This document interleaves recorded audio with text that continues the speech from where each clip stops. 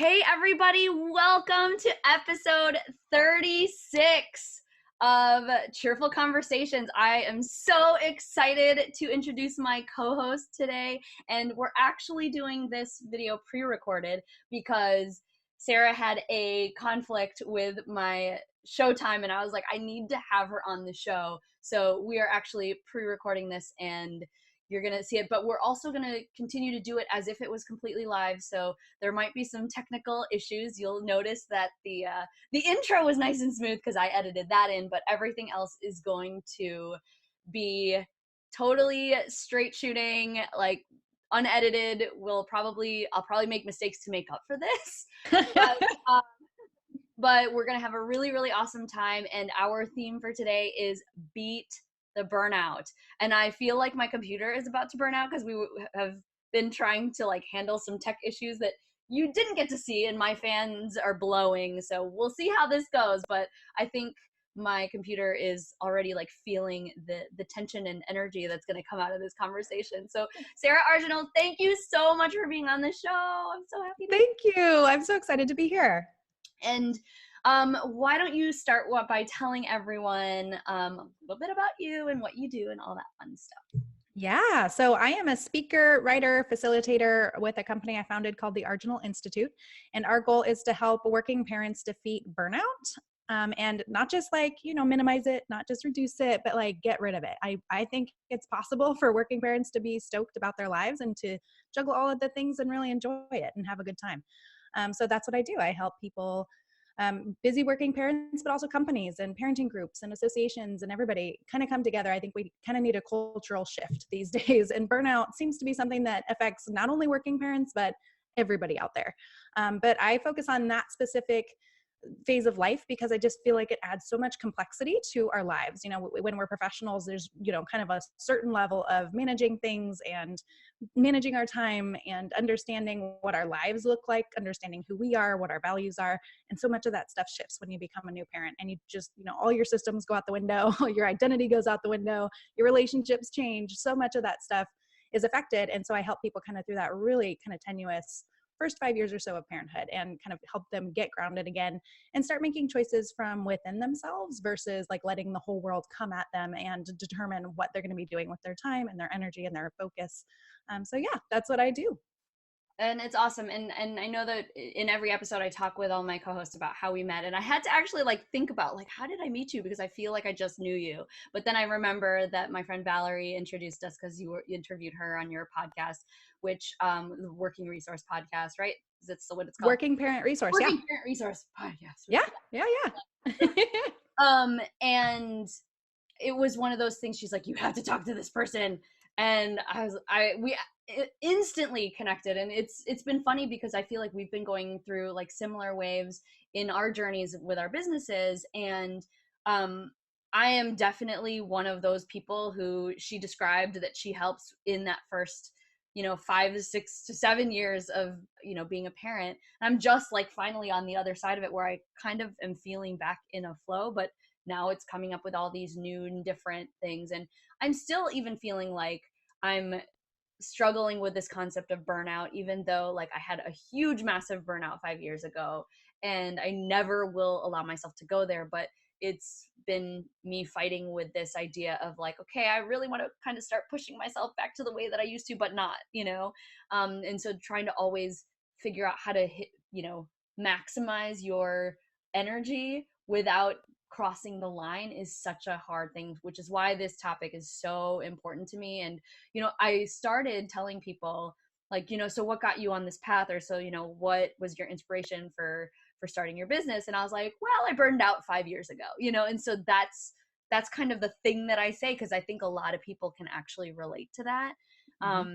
And I try to come at it from this place of funny haha, but like really it's serious. Yeah. there. And there's so many people I know who are living these lives of like, I'm actually focusing on what matters, and I really like care about having more fun in my life. The people that I've just tend to be surrounded with, and maybe this is because I shared very vulnerably my story of burnout, that people are like gravitating towards me and like, I don't want to do that anymore too. But a lot of times I also see them after they've hit their burnout point. And so I think we might have talked about this when you interviewed me on your podcast years ago, just this idea of, or maybe we didn't talk about it, but there's this idea of like, how do you get to these people before they realize what they're getting into, especially as new parents? Like, you don't know as a new parent what you're getting yourself into until No way it to prepare for it. slams you in the heart and you're like, oh crap, like this is a Yeah. whole new lifestyle that I'm not, like, you can't even get prepared for it. Your friends can tell you like it's gonna be a life changer, and like some people will come at it from like the like good luck, or Yeah. the you don't know what you're in for. It's all, negative, or they're like, you might need to So consider wonderful like all the these time. priorities, but you're like, okay, like I'll figure it out, but like you Mhm. really don't know. Yeah, yeah. When I became a new mom, I had a master's degree in marriage and family therapy. I was a professional coach. I worked in project management for the biggest law firms in the world for 20 years. I'm like, I can manage my time. I'll be fine. Like, I can integrate having a baby into my life. This is what I know I can do this. And I was totally wrong.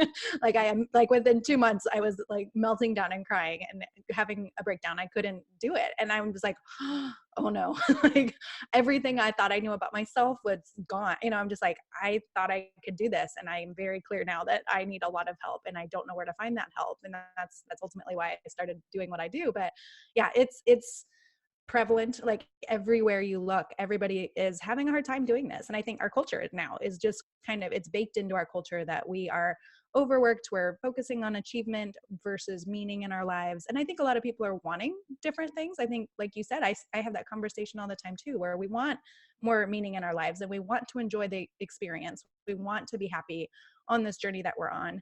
And what I've found is that it's really hard. We don't know which resources to find, like, where do we begin to do that? And one of the things that I started really diving into is that it's such a complex issue. It's not just about time management, and it's not just about self-care, and it's not just about like setting boundaries or whatever. It's kind of all of those things. But I have taken a really big step back and have realized, like, there are so many elements to burnout, especially for people like working parents who have so many different things going on in their lives. But that really isn't just working parents. I just happen to focus on that population. But Yeah. everybody has got busy lives. Some people are in school and juggling a side gig and a full-time job, or they have an aging parent that they're taking care of, or somebody else in their family is ill or something like that. There's always something that people are trying to manage, and the complexity of our lives isn't really getting dealt with. It's kind of like, oh, just manage a little time and you'll be fine, or oh, go have a quick massage and you'll be fine.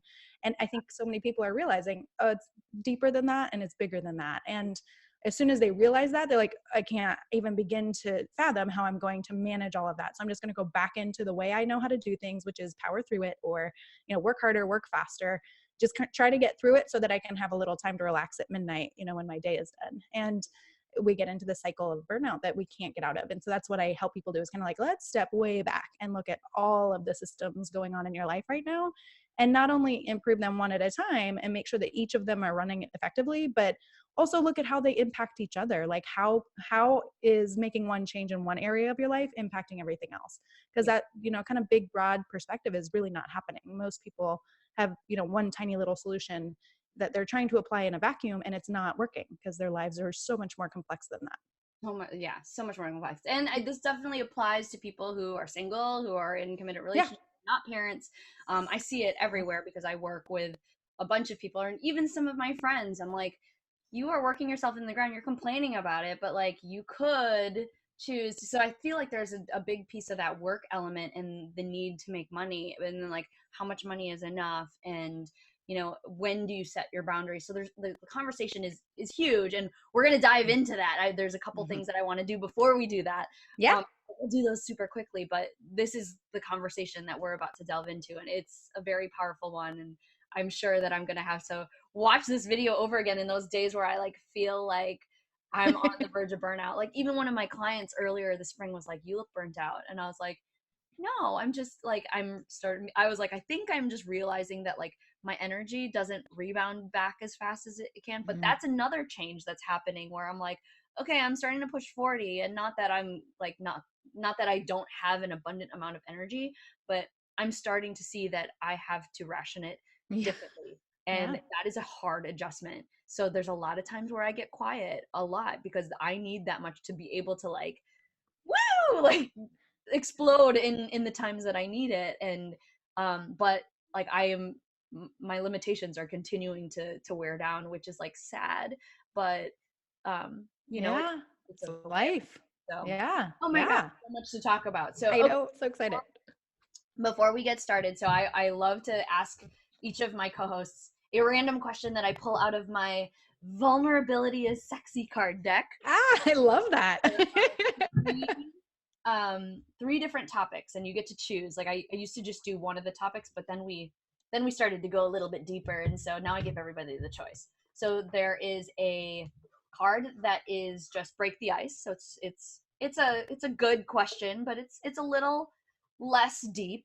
Then there's the get vulnerable question, which is definitely more deep. Or if you prefer, there's also a laugh a little card, which is more of a funny, haha, like let's giggle a little bit type of question. So which one would you like? I want the second one. I like getting vulnerable. I don't think we give each other enough time to do that in our world. So yeah, let's do Do it. Okay. it. I don't know either. I don't know the question until I pull it out. I've seen some questions that I was like, "Ooh, I don't want to answer that," but I haven't pulled them for the show yet. So hopefully that won't be today. Okay.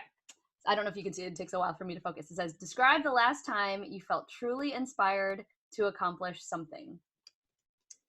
That's to me. Yeah, and then I'll. Okay. So I have wanted to write a book for like 20 years. And I've always just kind of had it in the back of my mind. It's something that I just have always felt like at some point that's something that I'll do. I've never really known, I've had ideas of what the book would be about. But over the last 6 months or so, I have just so much has gelled in my business, but also just in my life in general. And my business is so tied to my lifestyle.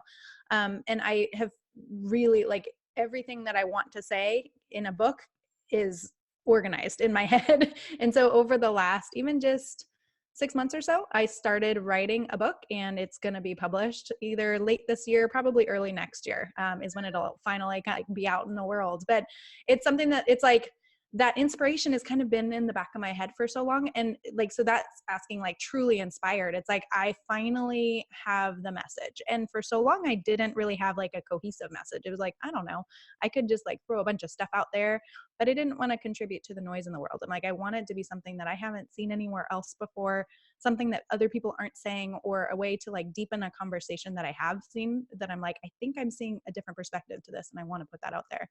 Yeah. And that just is, for 4 years I've been now doing the work that I do. And just over the last 6 months or so is when it's really started to come together in a way where I'm like, okay, I can actually explain this to other people, or I can, put this in a way that I think would be helpful for other people, where they can take it and run with it in their own lives.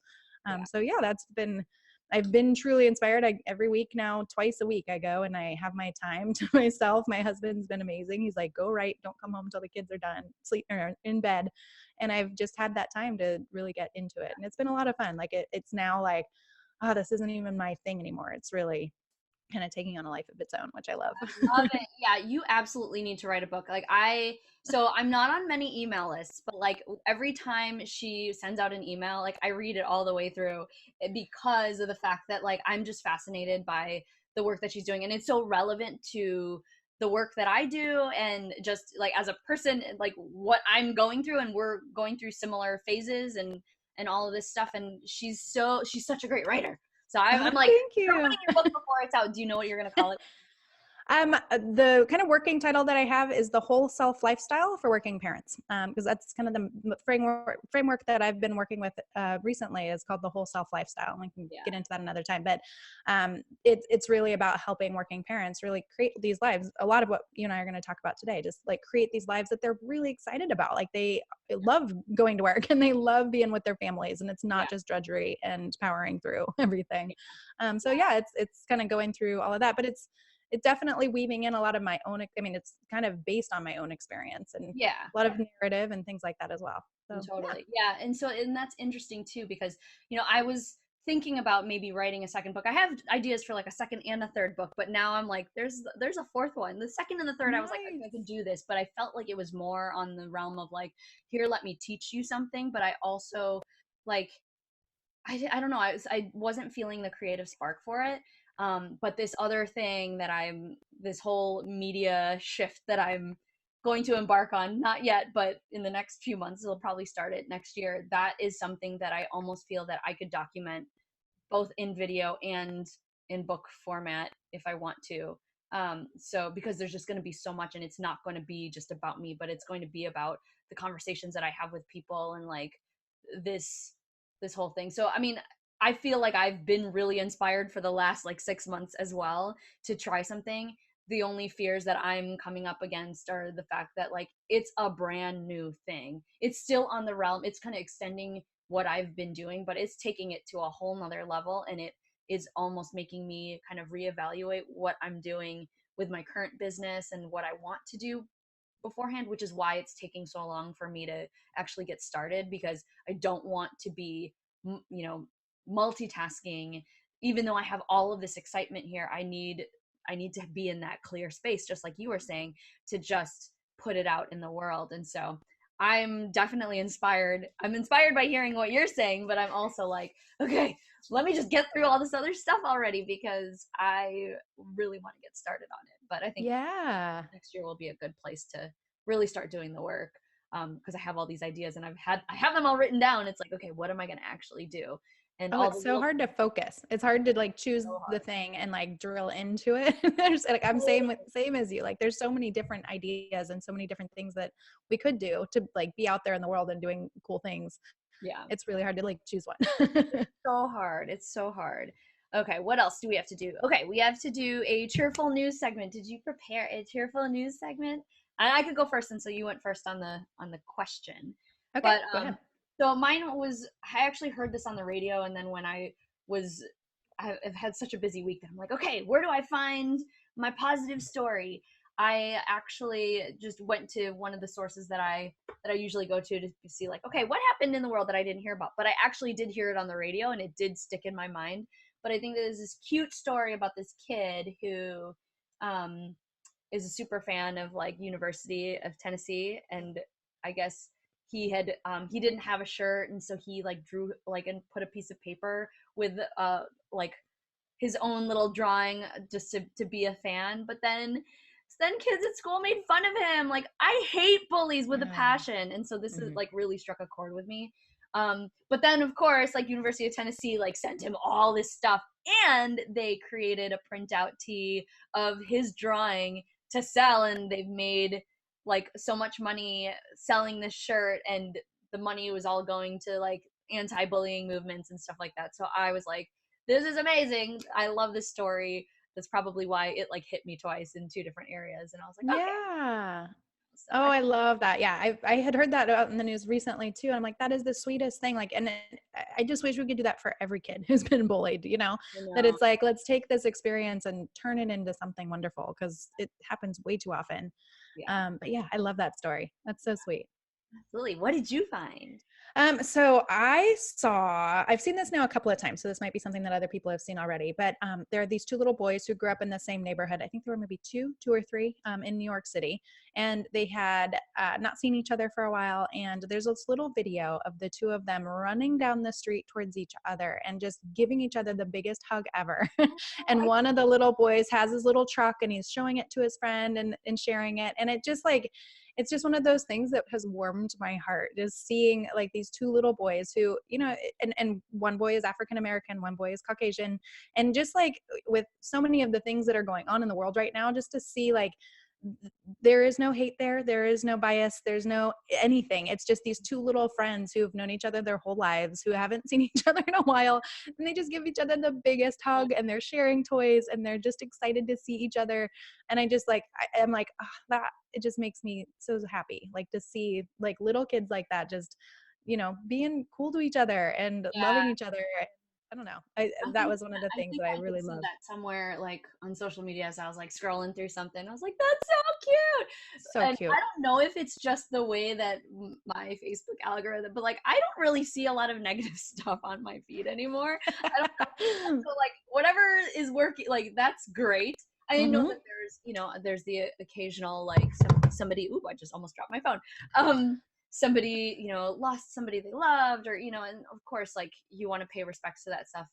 But it's like, it's crazy. Like, I'm like, oh, I'm seeing a lot of positive stuff. Or maybe I'm just on social You've media. trained the algorithm the right way. That's awesome. Like, how do we do that? Like, Yes.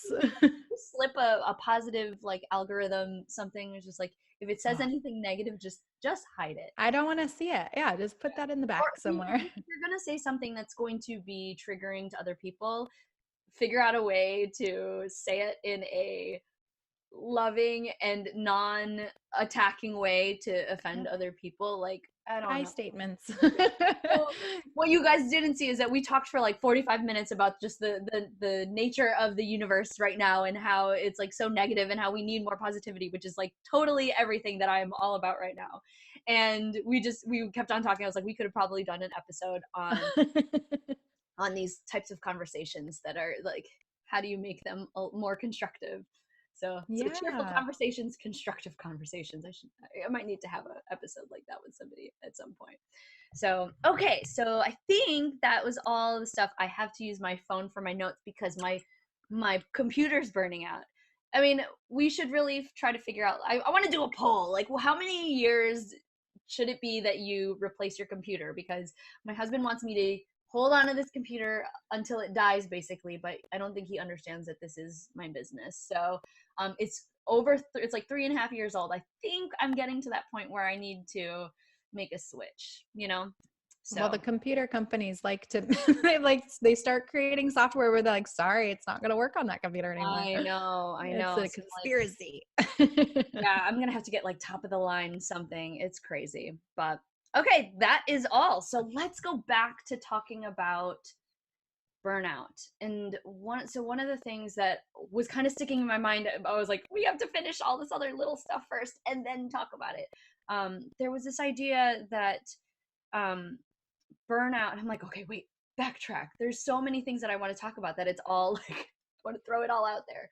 That's the thing about this topic is like it is so all encompassing, and Yeah. I feel like that's why it's not getting fixed, and it's getting worse actually. Like just a few months ago now, the World Health Organization, I classified it as a syndrome. It's a global freaking syndrome. Like this is something that's not getting any better.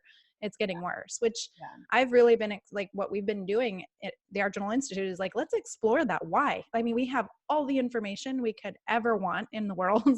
We have like role models of people who are doing it right. We have research, we have psychology studies, we have so much at our fingertips, like literally all the information you could ever want about creating a life that you love and living that, and habits, and all of that stuff. It's right there.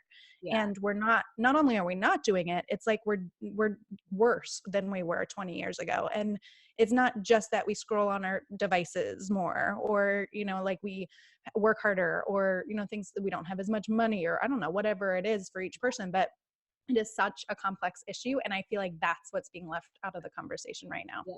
So here are the two things that I think are perpetuating this issue. Mhm. And you tell me if you agree or disagree, because we haven't actually talked about this. So one of the reasons that I think burnout is so prevalent is, one is the expectation that, and the desire for everyone to make as much money as possible. That's one. And so in order to do that, you need to work more, or you need to, work your way up a chain, or you need to be constantly networking. You need to be constantly on the go, go, go. And then, but then also there's this feeling of like, you need to fall in love and have a family and all of that stuff. And so how the heck are you supposed to juggle both of those things when you're trying to be at the top of everything in all of those areas? The second thing is that, not that we're in technology and that we're scrolling through our phones all the time, but a little bit deeper than that. As we, as a society, continue to grow in our intelligence, we're creating things that are making our lives easier, but then are, expanding the expectation that we need to live up to that efficiency. And of course, we all want to be efficient, but it's now that, like, okay, now we've got this thing that you're doing, and oh gosh, God forbid if I order something and Amazon can't give me a 1 day shipping, like that is like, you have to have everything now. And so you get these things faster, which means you have to move faster to keep up with them. I was showing Sarah, I ordered these, a new set of pots and pans to support this entrepreneur who graduated from the college that I at, and I've been looking to buy new cookware for a really long time, and I was like, this is perfect. It's affordable. It's actually for like millennials who like want to start cooking out of college and not feeling like they have to like get married to get a whole set. And it was super affordable, and I'm not the best cook, so I was like, I'm gonna buy it. It came like 3 days later, and I'm like, okay, now I gotta put it away. But I have this like stack of boxes next to me. Like now I gotta put it away. I gotta wash them. I ordered a chore. Yeah. So I basically am creating more work for myself because I can get things so much faster. And so now we're almost fighting like, oh my God, we got to keep running to catch up to the intelligence that we're putting out in the world. So it's like we're in this cycle, and not to say that we should do it, but like we now as a society, as people, like have to realize that our bodies aren't built that way, or we got to figure out a way to like give us instantaneous energy that's not going to kill us. Like I don't know how long that's going to take, but is that even the right solution?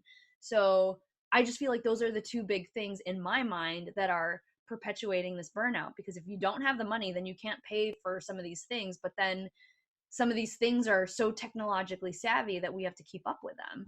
What do you think? Yeah, no, I mean, absolutely. I think both of those things you mentioned are really huge factors in burnout. And like, I'm writing this book right now, and I've just kind of went through the chapter where it's like, why are we struggling so much? What's going on? And I've seen probably 15 to 20 different reasons that are kind of all converging all at once. And you just named a couple of them. And so one is like this achievement oriented like fascination we have right now with whatever we've got. We got to keep upping the ante. Like we have to keep working hard. We got to keep climbing the ladder. We got to keep achieving. We got to keep, getting more productive. Anything we're doing, we need to continue to refine it and get better and better and better. And that's just kind of become this cultural assumption or cultural like myth that no matter what we're doing, we have to be doing it better and better and better. And like you're saying, like we're not robots, we're not machines. And, back in the 1820s, the industrial age, that's what they were doing, was they were trying to factor in as much efficiency as possible. And that's what technology was used for. And now we're using technology, like we've hit that ceiling. Like we're as efficient as we could possibly be. And what we've lost in the meantime is connection and time for ourselves and time to self-reflect.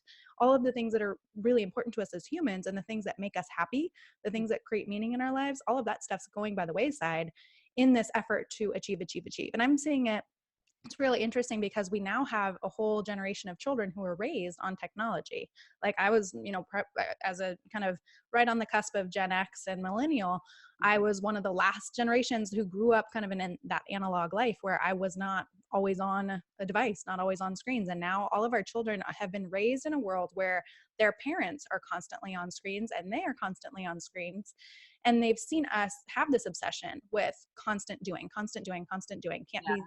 Can't sit still, can't not be productive, can't not be efficient, like not, you can't waste a moment. You have to always be doing something with every second of your day. And I see 12-year-olds now who are burned out, who feel like they need to achieve. And I see like even my son is now 6, even getting him into kindergarten. It's like they were talking about college paths and stuff. I'm like, wait a minute. What are we doing with our lives here? Like this is out of control.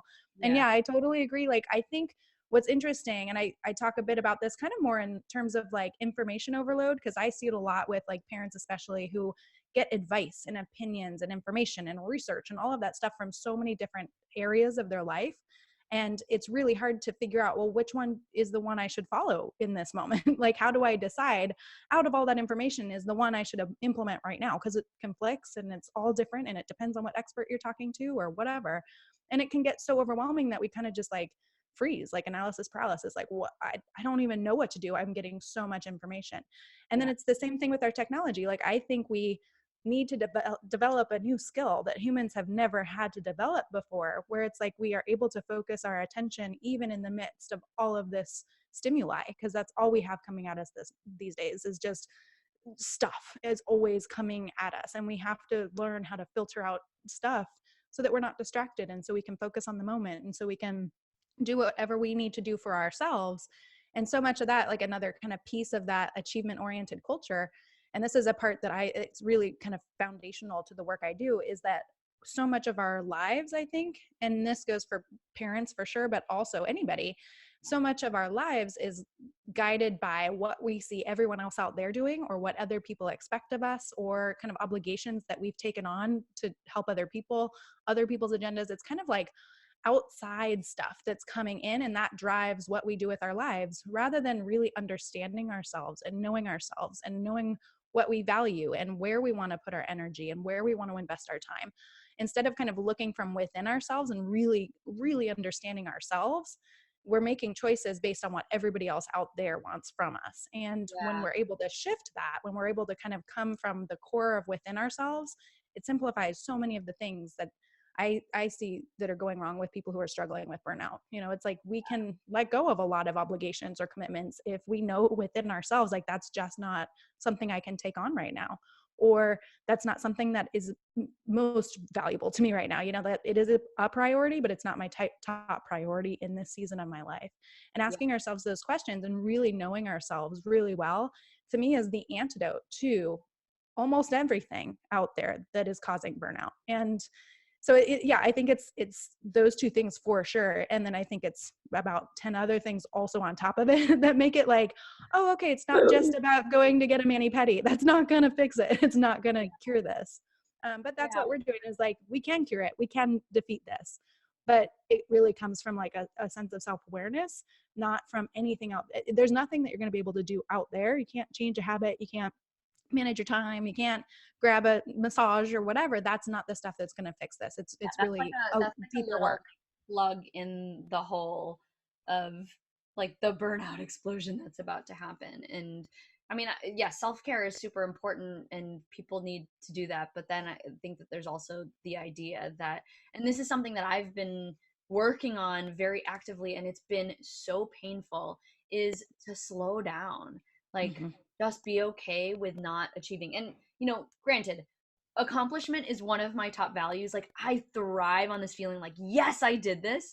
But like, the things that I'm thriving on are like, yes, I don't have 1,000 unread emails in my inbox. Like, this is insane. Like, that was like not even a conversation before, because I was sitting there trying to make sure that that didn't happen. And so then I was okay, but I was burning myself out in the process. But now coming to a place where I'm like, okay, I don't have a lot of unread emails and I don't have burnout. Like, it's crazy to, if for everybody who's kind of watched my journey, I'm like, there's all these new things that are happening and I need to move slow. And even one of the themes that I've been exploring this entire year is this idea of wealth, because I am a very achievement oriented person. I spent a lot of my life basing my success on how much money I was making. And, granted, I'm in a very good financial situation in my household. So that's all great. Of course, I would love to make more money and all of those things, but what, at what sacrifice? Yeah. And Yeah. a lot of times, if I really want to get to where I want to be financially, I would burn out. And I already know that that involves messing with my hair. And, of course, like, God had to bless me with this, like, autoimmune diseases that, like, forces me to stop stressing because it's going to impact the way I look, and not to be vain or anything, but like, it's a very visible thing. And so now like my barrier or my indicator for success is like, how can I have as little stress as possible? How can I avoid burnout at all costs? Even though I push the limit sometimes, like, how do I never get to that point where I totally fall apart? And I think I talked about this with you yesterday, Sarah, when we were prepping the show. There's this idea of, I think I see a lot of people, and I see them either in the thick of being about to burn out, and I can read the signs and they don't see it, or I see them well after they've burned out and they've already made all the changes. But I never see the people who are like, "Oh my god, I'm scared of burning out. How do I prevent that from happening in the first place?" And it's because it's almost like people have to like figure out their gauge of what their limitations are, and they have to cross the line in order to learn it. But like, I feel like that's the worst thing. And like, how do you solve this problem? Like, how do you go into preventative mode? Like, because I'm in preventative mode because I already experienced it. Like, is Mm-hmm. that going to be the way that we tackle it? Like, we just figure out our own limitations Wait and for people to fall off the cliff first. yeah, Yeah, no, I agree. And I think what you're saying has a lot of truth in it. Like, I don't know, for me, I did the same as you. I had a cycle of burnout in my life. And, before I ever became a parent and that whole situation happened, like even before that, that's how I just lived my life. And I think it's a cultural thing. I think we live in a world right now where it's like, go as hard and as fast as you can until you can no longer take it. You totally burn out, you fall to pieces, you have to take time to recover from that. And then when you do, you kind of like get this, and I've written articles on this, you kind of get this energy back from that. Like, okay, like I've taken care of myself. I've actually slept, or I've actually, had some time away from all of the noise out there, or all of the demands out there, or whatever. And then you're like, I'm feeling raring to go. And you kind of like get back on the highway, the super highway. And Yep. then you're just like swept up and back into the pace of everybody else. And it takes a lot of energy. Like it takes a lot of focus and a lot of discipline and a lot of commitment to yourself and all of that to avoid everybody else's pace, And I think that for me, I don't know if I would have been motivated enough to really fix these things in my life until I felt that burnout, because it can also be energizing. Like when you're kind of ramping on to the super highway, it's like, all right, I've got stuff to do. Like there's a certain level of stress that's good for us. And I think it's a really hard line. And I think that that's part of that self-awareness. Like, what's my line? And for me, I keep going like, okay, it's not 55 miles an hour anymore. It's not 80 miles an hour. It's not even 55. Now for me, I'm like, I like to be at about 35 miles an hour, which Yeah. means I can't really even get on that super highway. Like I have to find situations now where I'm not putting myself in a situation where I'm going to burn out, and I have had to go through a lot of trial and error to figure out what that is for me. Yeah. And I don't know if it's possible to say to somebody else, no, you don't have to get to that level. Like here, just do what I'm doing and that'll work for you. And I think that's Totally. another kind of one of those myths around burnout is like, here's your hot tip, 7 hot tips on how to defeat burnout. Here's what you do. And it's like, well, that worked for that person that wrote that article, but will it work for the person who's reading it? I don't know. Like everybody's so unique and everybody's so different. I really don't think there's a one size fits all. I think Yes. we can kind of glean we can get kind of ideas and inspiration from other people, but the real experience of avoiding burnout, I think, comes from whoa. I've been down that road. I've been down that experience. I don't want to do it again. Yeah. That gives me enough motivation to do things differently, to make different choices, or to set up my life in a different way, or to be around different people, or to take a different job. Like for me personally, I was thrilled. It's kind of like a drug. Like at first it was really fun and thrilling to be that kind of frantic and chaotic. And I felt like I was doing all sorts of great things. And I was like part of this party of other people who were also burning out. And we were all like, just, there was a lot of commiseration and a lot of Cool. connection in that, like, hey, we're supporting each other as we all like kind of drown. And I don't know, like there was a part of that process that I personally had to go through to learn and understand for myself, like, that's just not what I want. And so I don't know if it's possible to give that gift to somebody else without them kind of going through their own trial and error process. I don't know. Could Yeah. be the smart people. Maybe. Because I think it is, and you were saying earlier that it's this journey of self-awareness. Like I feel like when you're not paying attention to what's coming out of your mouth or how your body language is presenting, or like looking at the statistics of how much you're actually sleeping and how much you're on versus when you're off, you're not really even going to get a gauge. And some of it could also just be a gut feeling like, oh my God, I'm just really stressed out right now. Like there's got to be this like stress indicator to say like, here's where you hover normally. Oh, here's where you are right now. Like if somebody needs to create that. Like I was thinking like I should ask the question, like if there could be like a tool that could help you manage your burnout, that you could just invent, like you had all the pieces, like what would that be? Like I think for me, it would be this like gauge that's like, okay, like I'm gonna put this like little patch on your body and it's gonna monitor like your energy and like give you a reading of where you're at, and that's your number. That's like what you are from day to day when you're feeling good, or they'll match it up with like how you're feeling, and then it can kind of sense like, oh, you're pushing yourself a little more, and like you can be like, okay, I'm reading my temperature, my stress temperature, and it's like, it's at a 37 right now, and oh my gosh, it's at a 40. Can I do that? Or and just kind of track that information. There's got to be something, I feel like. Well, that's what I created. That's the book. So the whole self lifestyle framework is that it's not a like, hey, you need to go do a massage. That's what's going to fix your burnout. It's like, Yeah. it's none of those. I don't give anyone any solutions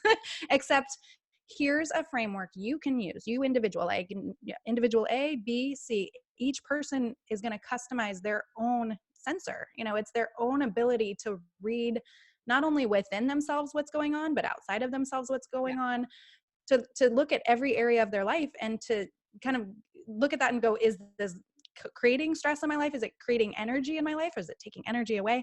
What is this each and every area of my life doing? And then as a whole, how am I feeling?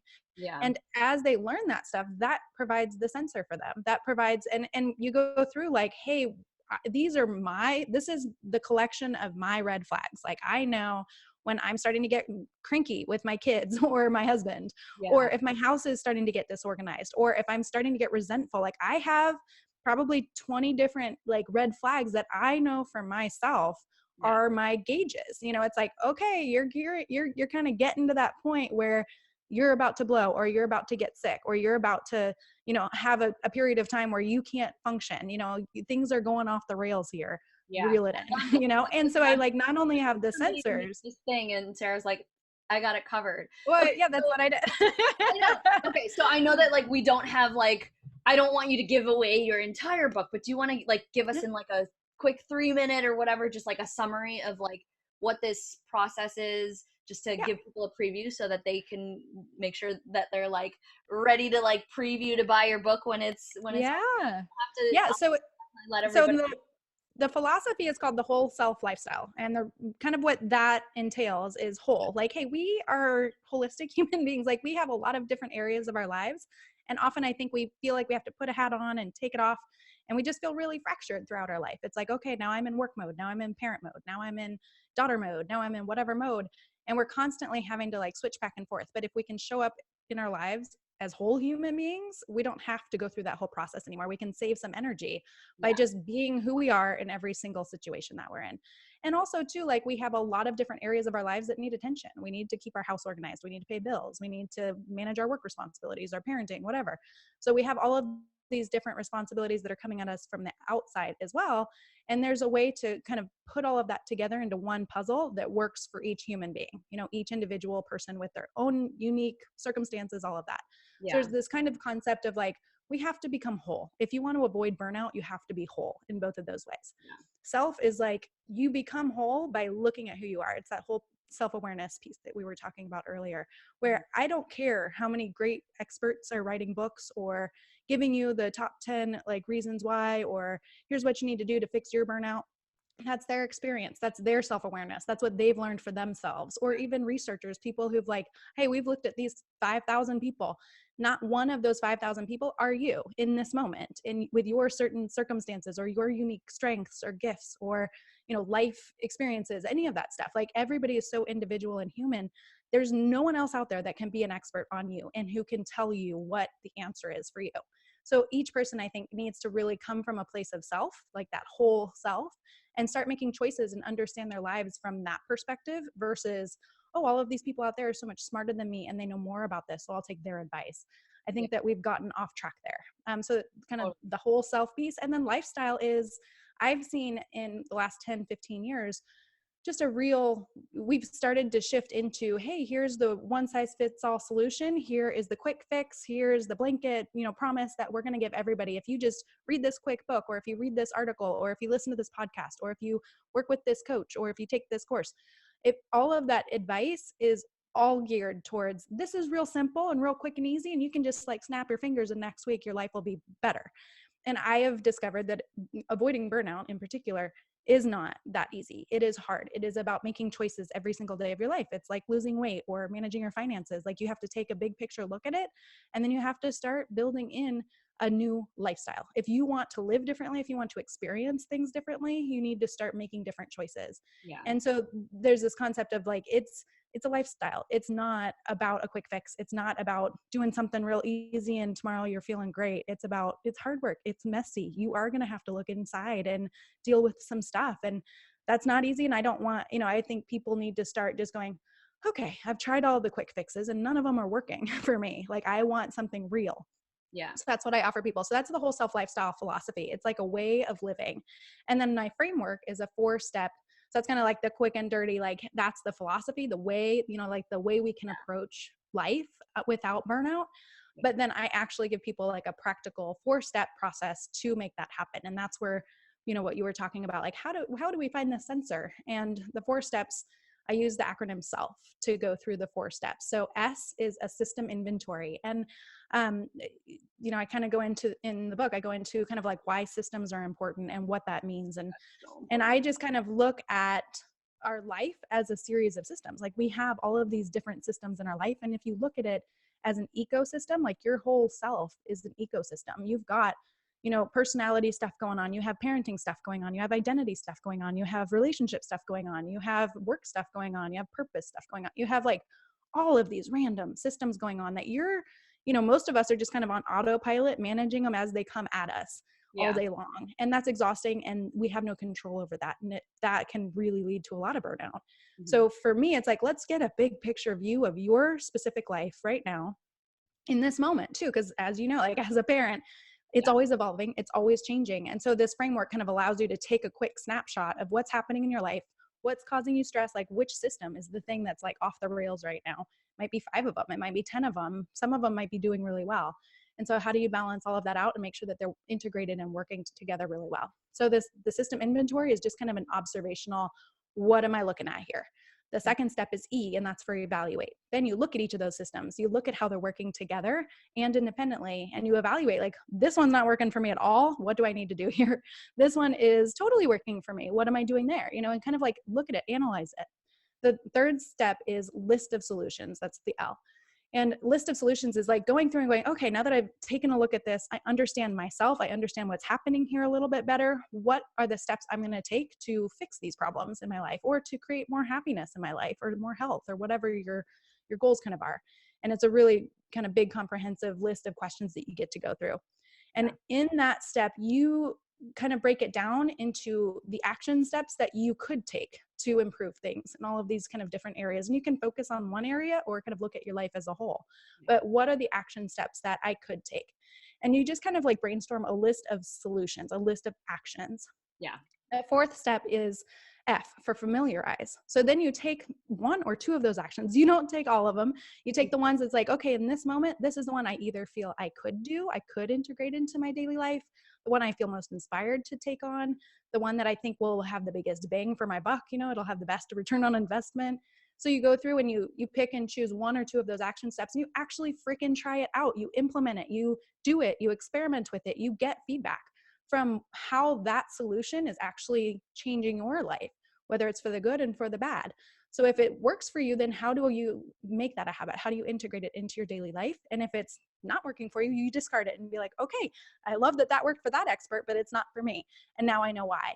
So it really gives you, you're not just taking in information and consuming information and like getting, like you were saying, like we have all of these expectations on us and like, hey, we should be perfect in all of these areas.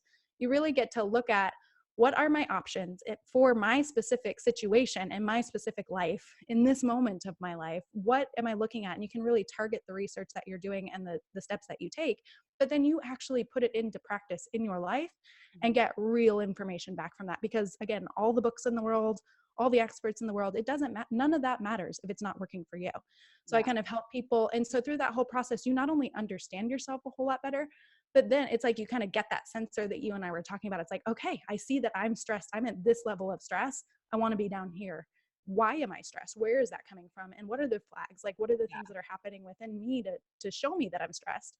So you Mhm. start with that, but then also you flip it then and say, okay, what am I going to do about it? And I actually walk people through a process where they can actually do something about it in their own lives too. And you Yeah. can just repeat that process over and over Yeah. again. And I mean, like my brain was like exploding as you were saying, because I'm like, yes, yes, this is all. I mean, and this is for anybody that's read my book, you have to read Sarah's book when it comes out, because it's going to reiterate pretty much everything that I said in my book in just a different way. And it's funny because I think that this is a very obvious like process. I mean, or maybe it's obvious It to us, is.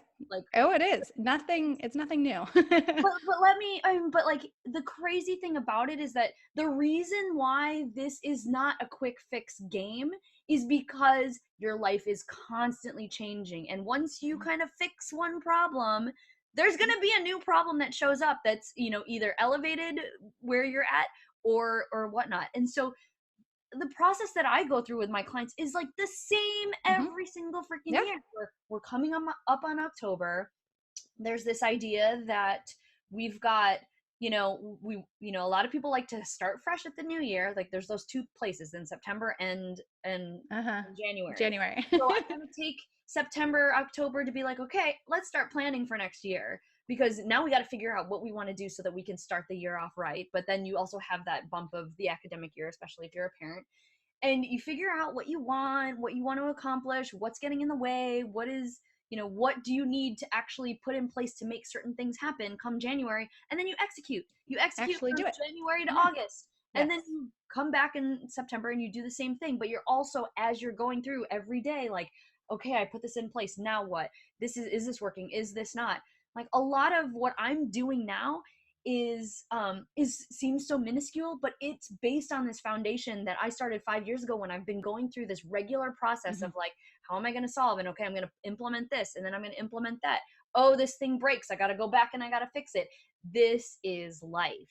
This is Mhm. how it is, and this is why it's not a long game. But you could also find little fixes, so it's not like, okay, if it can't be a quick fix, then I'm just going to Right. throw my hands up and give up, Right. It's because too big. I can't it's do it. like, Mhm. I'm already burned out. I can't add another thing. but That it's seems those like a lot of work. small victories that Mhm. like constantly continue to build, and you don't necessarily see your progress until you take some time to reflect, which is Mhm. also part of that process of like, okay, I'm feeling really good. Like for her system inventory, like mine is like assess the current state. Like, I'm Yeah. feeling really good. My bills and my emails have been whatever. Like, my bills and my emails have been like the two big pain points for like the last year for me. But then, like, my health is actually good. Like, I've gained 20 pounds. Like, this is amazing. Like, that was a stressor for me last year. So it's going to continue to ebb Mhm. and flow. So you need to find those tiny little tweaks, so you can think about those as quick fixes to say, let me try this Yes. instead. It's like there's a quick fix with a long-term strategy involved. And so it's like you get quick relief. You can immediately change little things in your life that will make you feel better. And then you get to continue to like refine that and to reiterate on that over time. And after a while, you're like, oh, like things are humming along. Like on a scale of 1 to 10, this down here was at a 1 and this was at a 9. Now everything's at kind of an 8, everything's going pretty well. And over here, it's like at a 10. Maybe here is 6. And so I got to like, focus a little bit on that or whatever. But yeah, everything that like that whole framework is very much like what I did as a therapist, what I do as a coach, what I do as a teacher. Like so much of that is like, this is the basic process of behavior change. It's really not only understanding yourself, but then putting something into practice. And so much of, we get so much information coming at us. I find that most people are kind of stuck in step 3, where they're just taking in information and doing research and learning, but they're not really learning in any sort of targeted or specific way. It's not like, oh, I'm learning because I know these are the things that I need to fix in my life. And then they also don't put it into practice. They kind of are skipping all That's of the those other other thing. steps. And one of the other things that you were mentioning that I was like also screaming in my brain is that, I find it funny because I struggle to have a message that's like, here's what I'm going to deliver to you, because I don't know what I'm going to deliver to you until I really get to know who you are. I don't take and I'm such a numbers person, but like, I'm so against, in the work Mhm. that I do, I'm so against using data. Yes, you can use trends as a way to say like, do I follow that trend or do I not? But I just make this assumption that every rule, even if it's like perfected science, has an opportunity to be proven wrong.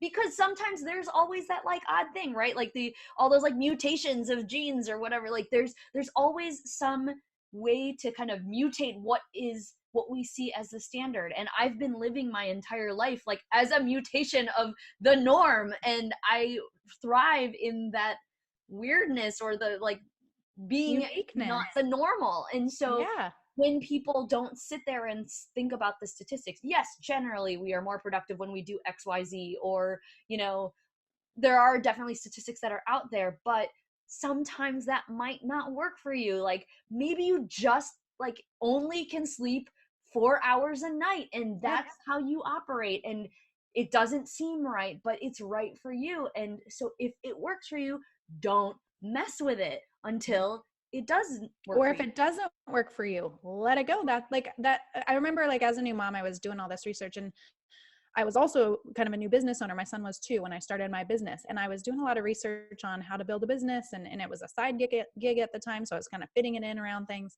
And I kept coming across, uh, what's his name? Hal Elrod's, the Miracle Morning book. Yeah. And he has like 6 steps. He's like, every morning, if all you do are these 6 things where you get up and you meditate and you exercise and you write in a journal and you read something, healthy, and, all of that stuff, like, and he has these like 6 steps. And I was like, okay. So I kept trying to implement that in my life. I'm like, but I've been up with the baby most of the night, and then I'm supposed to wake up now at 4 in the morning before I go to work so that I can meditate and exercise and write in my journal and do all these things. And I kept trying to do it, and I felt like such a failure because he was telling me like, this isn't, it's going to be a miracle, it's going to change your life. And I'm like, I have no doubt, but in this stage of my life, I got to adapt to this thing. Like I can Yeah. do like 5 minutes of this when I wake up at 7 in the morning, and then Yeah. I'll do 10 minutes of this over here at lunchtime. Like I've got to adapt this for my life. And I think that's what's hard about all the advice that we get out there is, Yeah. like you were saying, not only are we human, like unique human beings, like we're all our own people. We all have very different worldviews, different experiences in life, different strengths, different weaknesses, different goals, different desires, different family structures, different values, all of those things, like that alone by itself. But then like you layer on top of that, we have just different life circumstances in this moment of our life. Even my life today isn't going to be what it looks like in an hour or in a week or in a year. It changes all the time. And so I need to not, like, if I'm relying on other people out there to tell me what to do to fix my life, I'm screwed because they are never going to know what I know about all of those things. Yeah. And so I need to start, like you were saying, like it becomes a skill that we develop over time. And like you were saying, like, how do we get that sensor? It's like, that's my sensor now, as I've been doing it long enough that I'm like, my spidey senses are telling me if I take that thing on, it's going to be too much for me. Even though it's 3 months away, I know already that I've got that stuff going on. I think I'm going to have to bow out of that, even though like my fear of missing out is coming up, or I feel like I'm going to like blow an opportunity or something like Yeah. that. I have to work through kind of that psychological stuff that's going on behind the scenes, because I need to understand it in order to make informed choices. And so much of what other people tell us about how to fix problems doesn't take any of that stuff into account. All it tells you is, hey, generally people are, they get more done if they just work harder and faster. It's like, well, that's probably true. But for me, it made me feel like hell because I just felt frantic all the time and I felt like I had to be productive every second. So just knowing that about myself, I get to kind of cut out a lot of advice because I'm like, cool, so glad it works for certain people out there. That doesn't work for me. And I can kind of let it go without any guilt about not, living up to that potential. Yeah. And that's so just to kind of like justify, like you saying earlier, like I'm not giving any solutions, but here's the thing, like all of these books that are out there that give you some of these step processes, yes, they're great, and they obviously worked for the person who implemented them, and they can probably work for a good number of people. But you also have to know that we're all not one size fits all ever. So like Never. diets, so like that's why there's so many different methods. And everyone swears this is the one that works. It's like, for you. That's the one that worked for Exactly. you. So And there'll be a percentage of people where it's like, I totally swear by it too. It totally worked for me too.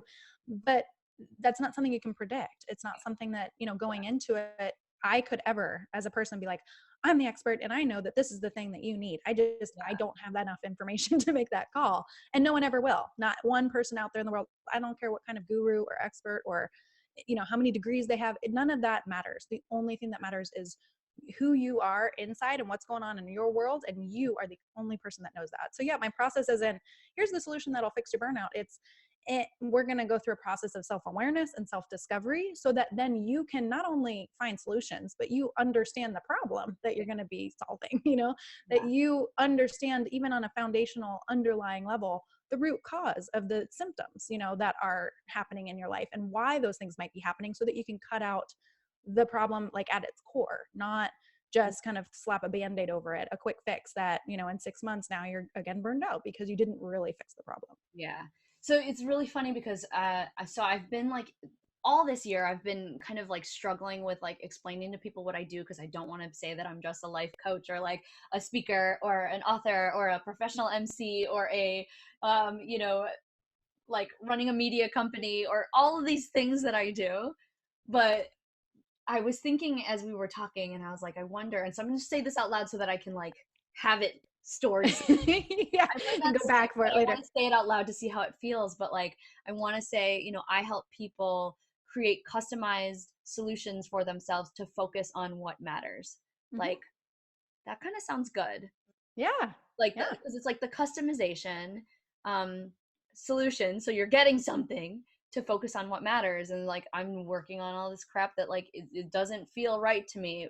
So I don't know. I'm going to play with Yeah. that. What do you think? I love that. Yeah, I've had the same struggle, like trying to put myself in a box, but I love what you're saying because it's about what you're offering to people that you're working with. And I I think that's true. So many people are doing things and struggling with things that don't matter to them. And it's like all day long I'm doing dishes and like I don't know, all the different things that we kind of find ourselves doing throughout a day. Yeah. It's like we're trying to get through the drudgery and through, the mental load or through whatever so that we can get to the good stuff, and we never get to the good stuff. And so I Yeah. love that you're like, no, no, no, no, no. Let's cut all Yeah. that out. I'm going to help you find a personal roadmap to Yeah. that solution for yourself. Yeah.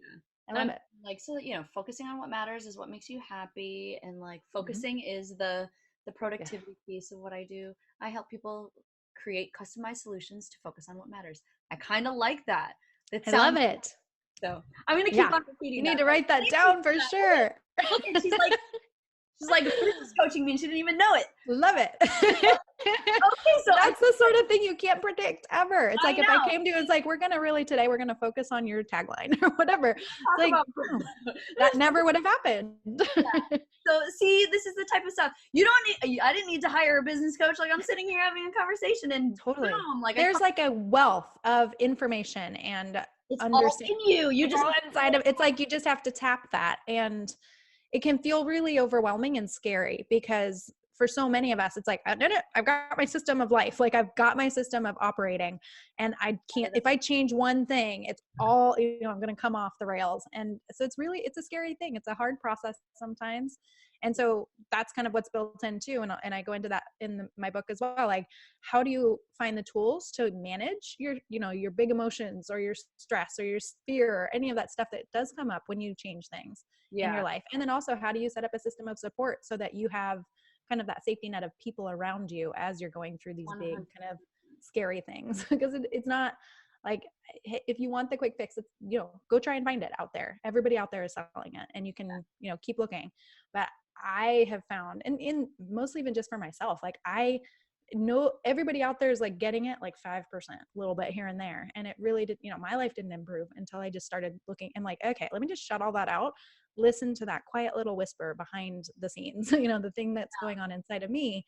What is that telling me? And when I follow that, I start to trust that. And when I start listening to that, that's when my life is good. And when I'm listening to everything else out there, that's when my life I get off track really quickly.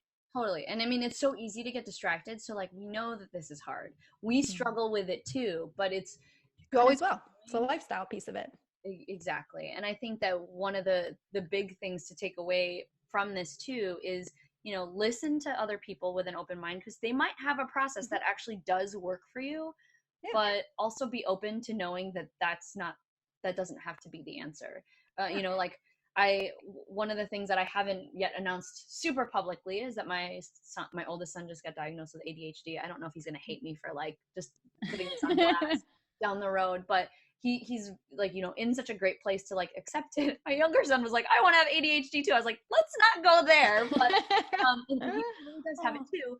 But it was one of those things where I don't even know where I was going with this discussion, but like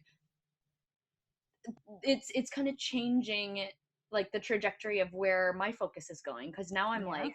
like, okay, I need to really help him focus, which is funny because the doctor that evaluated him basically called me a executive functioning coach like in her evaluation, and I was like, nobody's ever called me that before, but like I kind of Awesome. do that. That's kind of interesting. Here's more business ideas. They're just coming out of nowhere. But it's just crazy to think about the fact that like I think another piece of this whole burnout issue is that like we just can't focus at all. Like I think everybody has ADHD, and I am on my phone a lot, and my son was like, every time I wake up in the morning and I come see you, you're on your phone. And I was like, yeah, that's my ritual. Like it's kind of part of my routine because I know that there are certain things that I want to and have to do that I lean on my phone to do because it's so easy to just have everything in this one tiny little device, right? Yeah. Well, and that's a part of the whole thing is like understanding yourself. It's like, a lot of like all the advice out there is like, don't have your phone nearby. Make sure that's not the first thing you're doing in the morning. And then for some people, it's like, I'm not going to it calms me down to know what's coming for the day, or it calms me down to know what kind of emergencies have come up overnight, or I don't know what it's like. Everything is so different. What helped me a whole lot was starting to reframe information out there and advice and opinions and solutions, all of that stuff. And it's like all of these things, it's like a buffet of options. They're not requirements. It's like none of these things are expectations of me or obligations of me. I can choose which of these things are going to help me, and I can cherry pick the ones that I like the most. And looking at it that way was so much more helpful, instead of like, I'm a terrible mom because I don't do this specific thing that all the other moms that I see online do. And, it's like, I can just let that go. These are options, and it's not required. Yeah, so here's this is what I was trying to say about that. So like I can't tell you how many different people are like, "Oh, you got to try this probiotic. Oh, you've got to try, please don't put your kids on medication. Oh, please don't do that," or like you're going to blah blah blah. Are you okay? Like it's so crazy the reactions that you get from people like when you share this type of news. And of course, like I don't tend to want to use medication, but I'm also not opposed to it, and I'm also not opposed to alternative forms of medication if they work.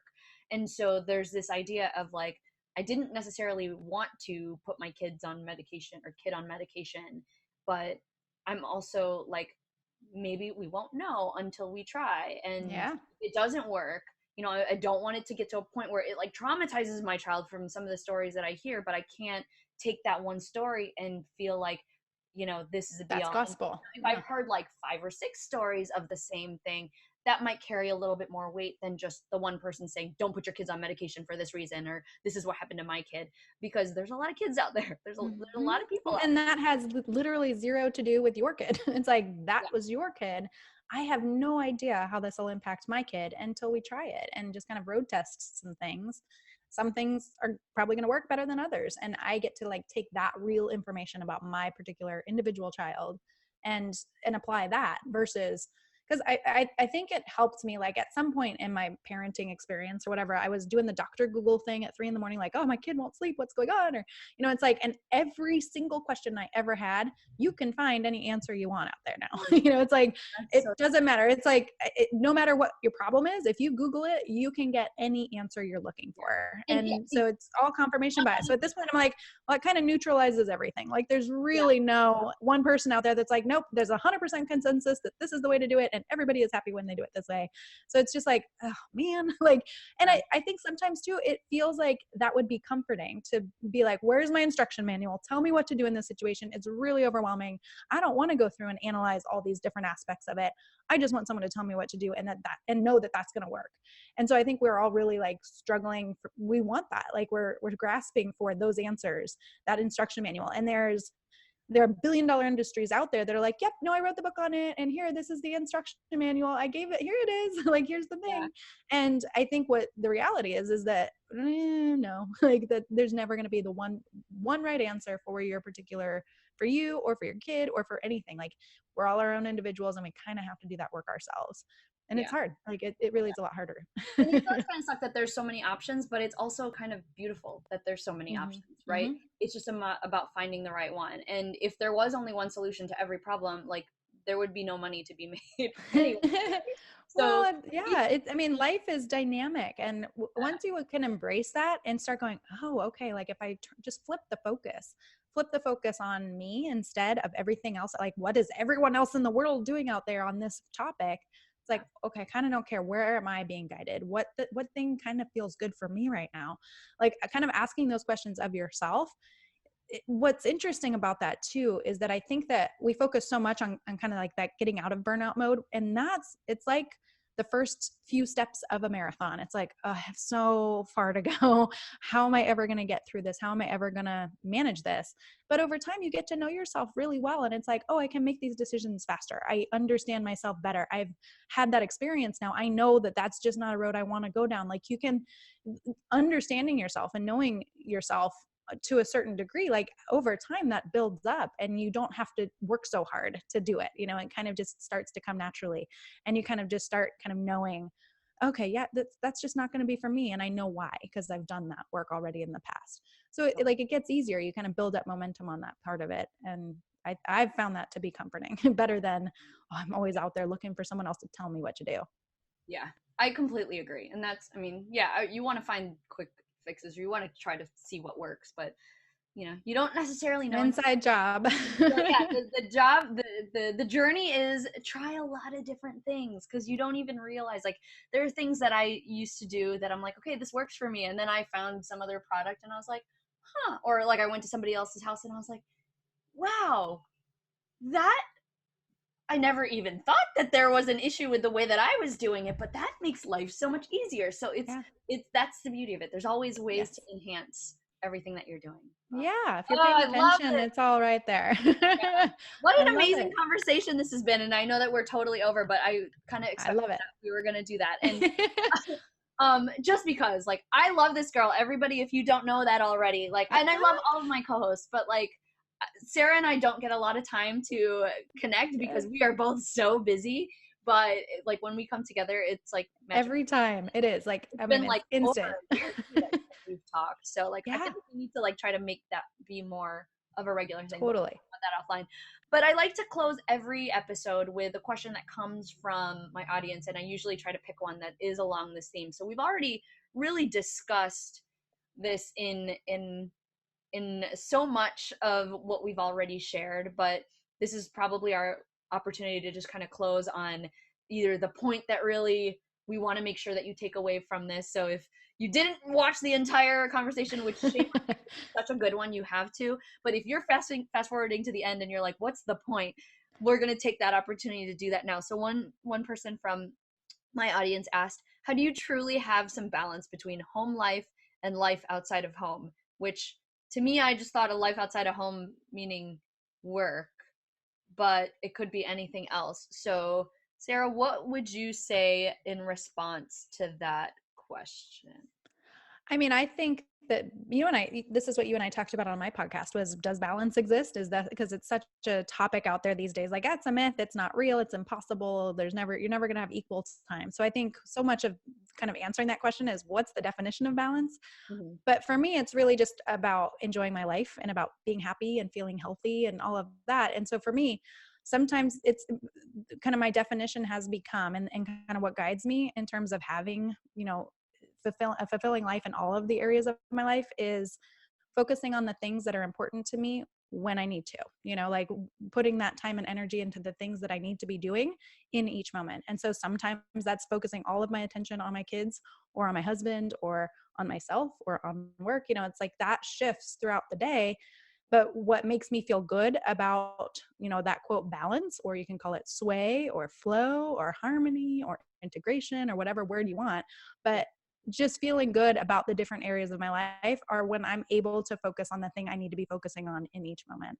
And so as long as I keep that in mind, it's like some days I could work 15-hour days. And as long as that's what I should be doing in that moment, what I feel like I need to be doing, or what feels good to me in that moment, it's giving me energy, that's when I feel balanced, even if I haven't spent as much time with my kids, or vice versa.